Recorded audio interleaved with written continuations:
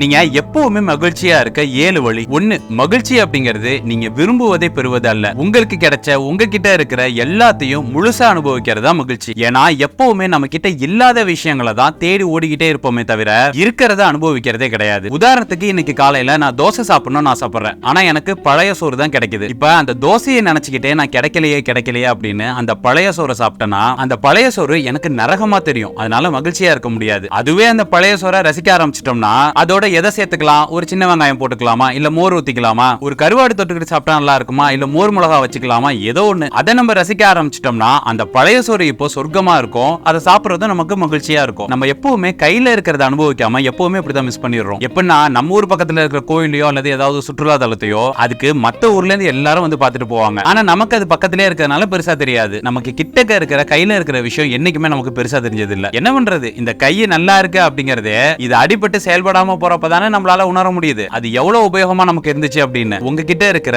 உங்க கையில இருக்கிற விஷயங்களை முழுசா அனுபவிக்க ஆரம்பிங்க. 2வது, முகத்துக்காக காதலிக்காதீங்க, அகத்துக்காக காதலிங்க. நம்ம அம்மா அப்பா மாதிரி. ஏன்னா என்னைக்குமே நம்ம அம்மா அப்பாவோட அழகை பார்த்து அனுபவிச்சது இல்ல. நீங்க அழகு சார்ந்து அடையணும்னு நினைக்கிற விஷயம் ஆபத்தா கூட முடியலாம். அதனால எப்பவுமே முதல்ல அன்பு பிரதானமா வச்சுக்கோங்க. 3வது, நீங்க உங்க வாழ்க்கையில நடக்கிற சம்பவங்களுக்கு எல்லாம் எவ்வளவு குறைவா கவலைப்படுறீங்களோ அவ்வளவு மகிழ்ச்சியா இருப்பீங்க. அது என்ன குறைவா கவலைப்படுறது அப்படின்னு கேட்டீங்கன்னா நம்மளால எந்த ஒரு விஷயத்துக்கும் கவலைப்படாமலாம் இருக்க முடியாது. நம்ம ஒரு செயலாலேயோ சம்பவத்தாலேயோ பாதிக்கப்படுறப்ப நம்ம உணர்வுகள் தூண்டப்பட்டு கவலைப்படுவோம். அது இயற்கையான விஷயம். ஆனா அந்த கவலை சில மணி நேரங்கள்லயோ சில நாட்கள்லயோ முடிஞ்சிருச்சுன்னா பரவாயில்ல. ஆனா நடந்ததை திரும்ப திரும்ப நினைச்சு நீங்க கவலைப்பட்டுக்கிட்டே இருந்தீங்கன்னா உங்களால கண்டிப்பா மகிழ்ச்சியா இருக்க முடியாது. அப்புறம் இன்னொரு விஷயம், நடந்ததை யாராலையும் மாத்த முடியாது. நீங்க கவலைப்படுறதுனால எதுவும் மாற போறதும் கிடையாது. கவலைங்கிறது ஒரு இயற்கையான உணர்வு. அதை நம்ம தவிர்க்கவும் முடியாது. ஆனா அதோட கால அளவை நம்மளால குறைக்க முடியும். அதனால வேற ஏதாவது விஷயங்கள்ல கவனத்தை செலுத்தி உங்களுக்கு பிடிச்ச விஷயங்களை செஞ்சு நீங்க கவலையா இருக்கிற நேரத்தை எவ்வளவு குறைக்கிறீங்களோ அவ்வளவு சந்தோஷமா இருக்கலாம். 4வது, பள்ளி நண்பர்கள் மாதிரி, இறந்து போன தாத்தா பாட்டி மாதிரி எல்லாரும் நம்மளை கடந்து நம்மளை விட்டு போய்கிட்டே இருப்பாங்க. நம்மளும் ஒரு நாள் போயிருவோம். அதனால இறந்த காலத்தை பத்தியோ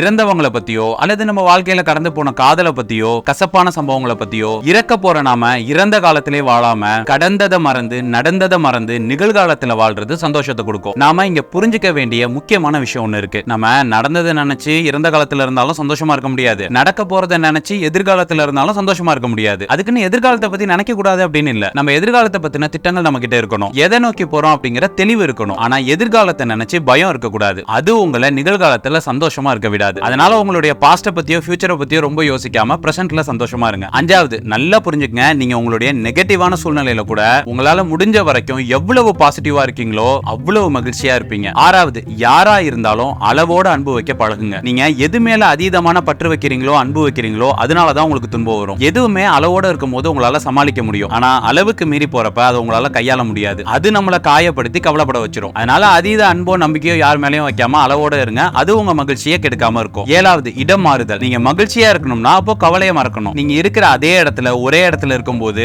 உங்களுக்கு கவலை தரக்கூடிய அந்த நினைவுகளால கஷ்டப்பட வாய்ப்பு இருக்கு. அதனால நீங்க சின்னதா ஒரு டூர் போலாம். முடிஞ்ச இடம் மாறி வேறொரு இடத்துல தங்கி பார்க்கலாம். புது மனிதர்களை சந்திச்சு பழகலாம். இதெல்லாம் கூட நீங்க கவலையை மறந்து சந்தோஷமா இருக்கிறதுக்கு உதவும். அப்புறம் எல்லாத்தை விட ரொம்ப ரொம்ப முக்கியமான விஷயம், நீங்க உங்களை மகிழ்ச்சியா வச்சுக்கணும் அப்படிங்கிற எண்ணம் தான் ரொம்ப முக்கியம். அந்த எண்ணம் தான் என்னெல்லாம் செஞ்சா நம்ம மகிழ்ச்சியா இருப்போம் அப்படிங்கறத உங்களை தேடி செய்ய வைக்கும். So don't worry, be happy.